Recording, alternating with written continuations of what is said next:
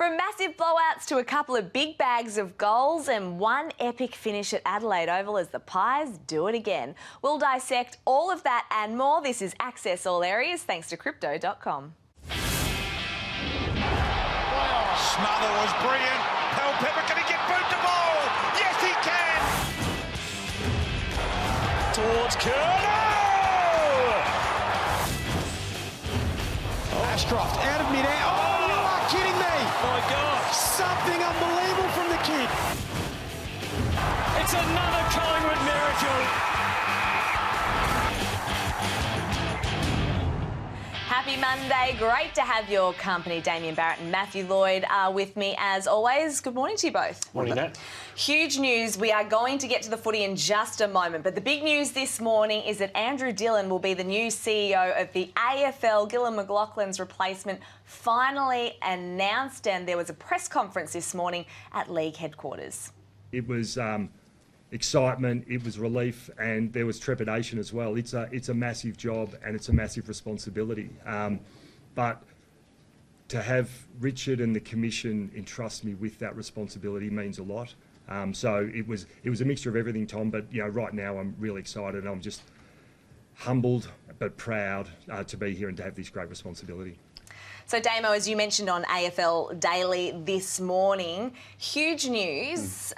Your thoughts on the whole process? It's taken over 12 months. Yeah, the process is one part of the conversation, Nat. It went on way too long, and just ask the footy clubs about that. They're in a state of disarray with what they get by way of information back from the AFL. But now that it's done, no one could argue it, Nat. This guy was the leading candidate from day one 13 months ago. He's obviously been put through the ringer, as all candidates have. He stood up, and Nat, there's not one decision that Gillon McLachlan has made in the past 9 years as CEO without Andrew Dillon giving it his sign-off, both legally and professionally. So, look, it's a sound decision, and now that a lot of the big deals, Lord, have been bedded down from the big picture perspective, Tasmania to be announced on Wednesday. The Hawthorn racism one is the big one that's still open-ended, but most of the big deal, the TV deals are in, and I think it's a very sound decision. That's a fantastic appointment, and congratulations to Andrew Dillon. Let's talk about the footy, and there's only one place to start, and that is with the comeback kings in the Collingwood Football Club, because they've done it again. Once again, down at three-quarter time, they come back to beat Adelaide by a point. They hit the front with 20 seconds left to go. You can see this effort here, Lloydie, from Nick Dacos. I mean, it wasn't his best game of football, but it's the small things that count, including that smother. Yeah, 2 sockers off the ground and then also that smother. So Darcy Moore admitted after the game they didn't play the conditions that well. So it's like a dewy conditions over there, Dave. Look at this goal. Yeah, outstanding goal, wasn't it? Unbelievable. Again, like Anzac Day, they are coming hard. And you see the passion that Craig McRae is exuding there, whereas Adelaide probably doesn't play, but Tex has to get this ball to ground. I'm not sure why he doesn't fly. Darcy Moore takes the mark. And then just the poise here of Ash. I love this. Jamie Elliott's saying, what are you doing, Ash? But I think that was smart. So you lock in the 2 minutes to then get one score. So, and then you've got the ball down your end. And then this was safe, too safe from the Crows here, Dawson. Like, why aren't you going down the middle to try and win the game? But I think they tried to save it, and they're happy with a draw. Ball goes out of bounds, and I think Collingwood again. You could just sense and feel that they must train scenarios that well, don't, because it can't be a fluke. Well, they train them in game, Auto. They get experience in game of it, and then Jack Crisp again. He's always in those moments, and then this from Will Hoskin-Elliott, Lotto, and this mark under those circumstances, greasy ball, heavy legs, old body, takes the mark, and then the composure to just know he has to score, and to probably take the percentage kick to go to the right of the goals just to make sure he scores. So he tried to get the goal, it might have gone across. And then Darcy Moore's leadership. I mean, in a short period of time, I'm talking 7 weeks, he's in the conversation of best captain in the league in what he's doing. And Nat, you asked me pre-show, how do they do it? And they've now won 19 of their last 23 games, so they're a super football team, but I think they're fit. They have an amazing environment that they're happy in, and they have a belief in their system that they just don't deviate at all. So some people, here's the passion of the club. And I love this too. It's unbridled. Now, some people like to keep emotions in check. He's happy to do that. No, they're just couldn't be a better environment in a football club, I couldn't imagine. Now, they are absolutely flying in the self-belief. Can you lip read there. that? I could, and I'm sure all of our viewers could as well. And I love the emotion from Craig McRae, but I do want to touch on a few things that happened in the last quarter because it was frenetic. There was a lot going on, but Damo, there are a few contentious umpiring decisions that you want to highlight. A few only. Let's take a look. Now, not all of these are right or wrong, but this was a deliberate out of bounds. And again, by the letter of the law, Lordo, you've seen it paid this year. That's okay. So you may have had a conditioning for what was to then lie ahead. Absolutely crunched here. Yeah, you get smashed here, and like how that isn't a free kick. So I wanted to highlight this because the AFL and the umpiring department are lucky that Collingwood won this game. Otherwise, this would be huge today because I thought the umpiring was extremely Now, on this, poor. Murphy's coming off the ground with blood on him where it should have stopped play. De Goey's been pinged there for a deliberate out of bounds. Look at the players' reaction, Damo. They know, but the umpiring didn't know. So just note Murphy being taken off with blood. Taken off the ground. So the game should have been stopped at that point. Murphy should have had that free kick. Then there's another one that went against Collingwood. This one here, how is this a free kick against Darcy Moore? But absolutely baffling. We'll see it again where it's saying over the shoulder against Pedler. Nothing there to see. So that noise of affirmation, I think they say it over there, is the pressure that maybe goes on umpires. But I'm glad they won Collingwood because this is another one. This is a definite free kick. Ripped. There are four umpires and they all is. missed that. He's pulled backwards here, as you can see with the momentum, still to get him around the neck there. And that had to be a free kick from the goal square, certain goal. So, in the end, they did so well to be up against that and then still win that game of football. And then you get back to the footy side. Like coming off the 5-day break, not scoring in the first quarter, 16 points down at three-quarter time. Their captain from last year and the last 10 years out, Kruger going down. Just so much to like. Concede the first goal to Jones and that still found a way to win. Well, Collingwood coach Craig McRae spoke and was asked in his post-match press conference about some of the umpiring decisions, and he had this to say about the Nathan Murphy non-call. Absolutely. I don't know if there's footage of me. I lost my mind because, one, whether it was a mark or a free kick, either you could argue, but then he had blood and he's trying to exit the field and we didn't get a chance to replace the player in a critical moment. I was astounded by it. I don't know whether we need an explanation for it. I probably won't search for it, but I just found it staggering. And the call to penalise Geordie to go. He almost hit the dock. Like, isn't there a duty of care within that? Anyway, we move on. Again, I love Craig McRae acting that way. He's prepared to say what he thinks, and he did condition it and contextualise it by saying it's a tough job to umpire. Yes, it is. Again, if there was a footy operations boss who may be able to take some calls from the AFL, and hopefully after Andrew Dillon's appointed, that position can also be filled pretty quickly. So from the 6-1 Pies, who are absolutely flying to, well, the bottom of the ladder, and there are some sides that are really struggling at the moment, and let's be frank, they're playing some pretty horrible football, and we will talk about Richmond in a moment, and Hawthorn have been competitive, so we're taking them out of the conversation, but North Melbourne and West Coast in particular have been quite awful. And Lloydie, I know the Eagles have had their injury woes, but does it run deeper than that?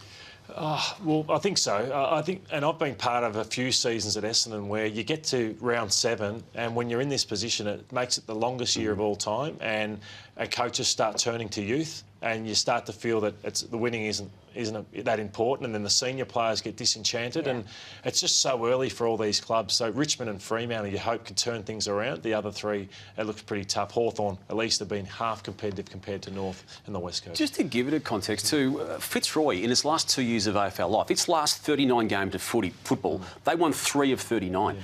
West Coast now has won 3 of its past 33. That stretches back to late 2021, but that does give it a comparison, just to let you know how far this once mighty club has slumped, with no sign of it abating. And if you are a club that has been fixtured to play these bottom sides twice, you are rubbing your hands together. And Lloydie, Essendon here gets to play both West Coast and North Melbourne twice. You can pretty much bank 4 wins, can't you? And they haven't played them yet, so still all those 4 games to come from round 8 onwards. So they're in a position to strike. If they can take out another top 4 side like they did with Melbourne a few weeks ago, they might make the 8. So I mentioned Richmond. They are languishing at the bottom of the ladder. It's odd to see them third last at the moment. It's odd to speak about them in the way that we're about to, because they've won just the 1 game. But this loss to the Gold Coast Suns, Damo, it's not the Richmond of old that we've come to know, because it was an error-riddled game from both sides, but the Tigers in particular, costly mistakes. Well, we'll just have a look at some of these errors, Nat, to which you refer, and no, he never got a chance. And to kick only 6 goals under a closed roof in round 7 of this particular season, that basically says all you need to know about where this club's at. Now, there are excuses. Tom Lynch going down, Lordo, there's no backline, but I also argue too what Robbie Tarrant will do at this late stage of his career, what Josh Gibcus will do at this early stage of his career. They're 2 omissions in the backline. So, yeah, it just hasn't worked. Where they're at, I think there's some major questions now to be asked of where Damien Hardwick is and what he wants to do beyond this season. It'll be his call and his call alone. But obviously Brendan Gale will be a person of interest for the Tasmanian project too. It just may well be that at the end of 2023, those 2 people aren't part of what their future holds. He spoke after the game, Damien Hardwick, and he said, we've just totally lost our confidence. You know, we've been demoralised by our skill level, we've been demoralised by our decision-making. And I looked at some of the numbers, like Miller has had 2 disposals, Sonsi 4, but at least they're kids. Yep. Jack Riewoldt 4 disposals, Cumberland has 6, Grimes 7, Trent Cotchin 11. So there's they're a shell of a team, and there's individuals who are shells of themselves as well. Let's talk about Geelong now. And the Cats obviously started the season at 0-3. They've now gone on to win their last 4 games, and their resurgence has been on the back of these 2 champions who have not only turned around their form, but also their team's fortunes, Lloydie. Oh, it's amazing, Nat. And Hawkins, you know, to his credit, he's done a pre-season out there, and the trust Chris Scott's had him in round 1 to 4. I would have thought put him away, let him find some form and confidence, but he's turned it around. And Dangerfield, maybe the pressure of the captaincy, Damo, early on could have got to him. But you referenced the first 3 losses, and as we talk about this, Hawkins producing a career-best 8 goals in a game in game number 334. So that just goes to show he's still playing well. But half-time of the 4th game against Hawthorn, that they were in trouble too. But Dangerfield then turned it around, and you can trace it back to whatever they said in the dressing rooms of that particular game. But, yeah, contrast to Richmond, they've been able to turn it around. Richmond hasn't. So when it comes to the Coleman medal, the race is hotting up, and I'm enjoying this because we are on target potentially to get a ton, which we're all very excited about, despite the fact that Chris Scott doesn't want it to happen. But Jeremy Cameron there, Charlie Curnow, you can see it there. Who wins this right now, right here, right now? I want both of you. Who's winning the Coleman medal this year? Sorry, Dave, it'll come from one of Jeremy Cameron, Tom Hawkins or Charlie Curnow, but I'm going to go with Charlie Curnow because I think so much ball goes through him, whereas Hawkins and Jeremy have to share it a fair bit. Yeah, I'm the same. And the 90 kicked against West Coast, and I think there was a blueprint now for Carlton to play, get Mackay up the ground and keep Charlie close to goal. Jezza for mine, and he's going to kick the ton. Let's go with that. Speaking of winning a game off your own boot, well, GWS skipper Toby Green certainly did that against the Swans. The Swans had a 24-point lead, and then Toby Green does this, and it starts a run of 4 goals, and then finally he finishes it off as well, Lloydie. It was just an incredible performance from the skipper. Yeah, and huge for Adam Kingsley early in his time, but you see here, we'll get to the bottom of how this has happened to the Sydney Swans. See hands on heads for Braden Campbell. He's shell-shocked with what went on there. You watch afterwards, you know, leaving Toby Green out the back like that, but he's kicked 4, had 22 disposals. He impacts with every disposal, so he doesn't need 30. His 22 are amazing, and best on ground again, and a Kirk medal. Take us through that final play, or the final goal, the match-winning goal, Lord. A few views have been had on how it happened. Let's get yours. Well, you see, obviously around stoppages, when you're in the forward 50, blokes will look to block and check each other. So there's, obviously, Florent is on the right, and Braden Campbell's on the left, and he points pretty much for a handover. So now Campbell's got Toby Green, but for whatever reason, he gets sort of magnetised to the footy. And straight away, Florent's looking at him going, what were you doing? And he realises, Campbell, that yes, I got sucked to the ball when I need to stay out. You've got to have an inside layer and an outside layer, and they had too many going to the inside. And he's left, obviously, the main man, Toby Green, on the outside, and realised straight away that he'd made a big mistake. Made a massive blue, and unfortunately cost them the game in the end. Let's switch focus to Port Adelaide now, who have been impressive. Let's face it, they're 5-2. They've now beaten the Lions, Swans, Dogs and Saints. Lloydie, I want to know, what have you liked most about the way that the Power are going about it this season? Well, I'd love to play for Ken Hinkley. That's the first part. Like Craig McRae, the passion that he shows, and just see the connection he has with his players is sensational. But I just thought they took away the strengths of St Kilda, so I thought he coached really well the other night. Isolated so many St Kilda players, so there wasn't a handover or a layoff to each other. But when you've got Rosie, Butters and Horne-Francis in the midfield, that gives you a great opportunity. Finlayson's playing an extremely strong role for his team. So their big worry will be when Hawkins and the big forwards come along, can they handle them? But it's been a wonderful response. And they've got an on-field coach too, don't they, Lordo, in Travis Boak? I mean, his match was extraordinary. Look, he may have been best on ground at three-quarter time, and he may still have emerged with what he did in the last quarter. But, yeah, the leadership with which he played and the pointing and the direction-making within it's a bonus to have someone like him in your team. So while the Power, we've got plenty of admiration for them, it's hard to find admiration for what Fremantle are putting out there at the moment. Coach Justin Longmuir tried to change things up. We saw lots of handballs, in particular in the first quarter against the Lions. It just didn't work. And Damo, they look really devoid of confidence and they just look lost at the moment. Oh, they're shot, Nat. They're shot. I mean, they scrounged the way to beat the West Coast team, which we've already talked about in a very negative way. They just beat the Gold Coast in Adelaide in round 5. They tried something very different. I'm all for trying something different, but if you're not equipped to do it, don't bother with it. And it just goes to show how far they've slumped inside 7 weeks of a season in which they're coming off a 16-win season that took them through to a semi-final last year. So I don't see a way out, Lordo. Huge game against your Hawks, isn't it? Yes. For Fremantle this week. They just need something to salvage their season and try and get a little bit of confidence back. So even apart from Sarong, it seems like all of them have gone backwards in their form this year. And we'll wait and see if Nat Fyfe actually returns and what role he does play. Now, time to get some early bold tips ahead of next week, thanks to the official AFL tipping competition and brought to you by Crypto.com. Friday night, Carlton, Brisbane. Lloydie, who are you tipping? I'll go with the Lions. I think they're red hot at the moment. I'm still holding on Carlton, so I'm going for the Blues in that one, Nat. Now, the Kerno's back kicking goals. Yes. Big goals. Port Essendon. Port for me. Yeah, Port as well. Yeah. OK, time now for quick gives. And Lloydie, we start with you. Could the Swans miss the finals? I think they could, but I'm going to back them in. I think after Collingwood this week, they get a run of games where they should get on a roll. So I think they still make it. One to you, Damo. How many of the Tigers champions trio in Cochin, Dusty and Revolt will be playing next season? Dusty only, and the other two are done at the end of the year, Lordo. In my eyes, Nat, we've already got the Demons in the AFL. Can we have the Devils as well, the Tassie Devils? Of course. They're different things, and Tassie Devils synonymous with Tasmania, so let's go with that. Lloydie, to you.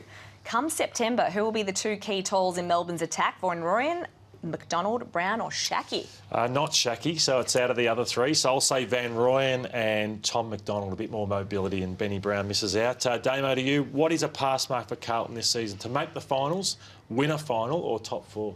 Win a final. Make and win with what quality on their list they've got. Nat, all the talks about Harley Reid being the #1 pick at the end of the year.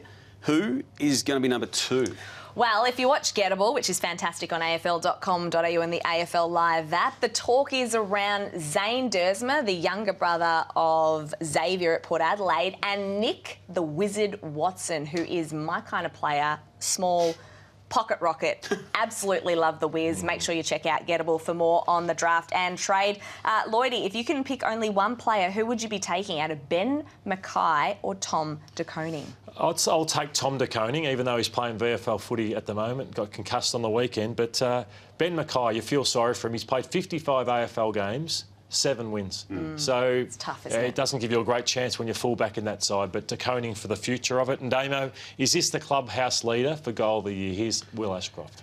If it's Will Ashcroft, Lordo, yes. It's clubhouse leader by 2 strokes. There was a goal kick in that same game by Michael Walters, which might be in the conversation, that he might be just short in the clubhouse. But I defy anyone to try that, even on your local oval, and to get near that ball going through. But there's a fair bit of arse in that. What Sonny Walters did was actually pure skill. The more I've watched those two, I reckon Sonny Walters for mine. I get the conversation, Nat, but to me it is clubhouse leader. OK, well, thanks to Virgin Australia. Now we are giving 3 footy fans the lucky chance. It's a once-in-a-lifetime chance to win a return flight plus accommodation and spending money for you and a friend to see your team play interstate. You'll also get to sit next to an AFL player during the match demo. How good's that? All you need to do is tell us in 25 words or less, who would you take on this incredible experience experience and why. And to enter, just head to the website below, thanks to Virgin Australia, the official airline of the AFL.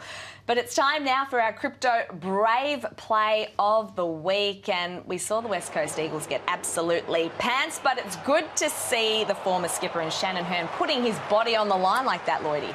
Oh, well, if Adam Simpson, it's not much you can do when you walk in and you've lost by 108 points or whatever it was, and on the Monday review, he's got to try and sell something, and that might be the first thing he shows and says, look at what our oldest player on the list, I think he is doing for our club and the body on the line. And if we can get a bit more, he's got to start somewhere, Adam. That's going to be a really tough week for him, but that was inspirational. Now, not everyone in their debut can have their first touch be a goal, like you did, Lloydie, in the first 20 seconds. And keeps reminding us of. This is Mark Sheether's debut, and you see the ball just absolutely propel off his chest, Damo. Well, I'd argue that's a score involvement, Nat. And as such, there's a tick for that, because Chad Warner mops up the mark that he should have probably taken and may have under other circumstances, but yeah, I mean, the way they compile stats, that's a score assist. Yeah, well done. I didn't mind it, just puffing the chest out there. Now, both of you love a selfie, clearly on your Instagram accounts. He does. Have you ever taken one with the footy? I just thought this was so bizarre at the weekend, taking a selfie with the footy and then sending it back. No, it's weird behaviour, Nat. There's no way of describing it other than that. Surely you just take the ball and run, don't you? He was lucky he didn't accidentally throw his phone back and not the footy, but yeah, nothing surprised me with the youth of today, Nat. Ah, dear, that is it for Access All Areas. Thank you so much for joining us. We'll be back again next Monday. Have a great week.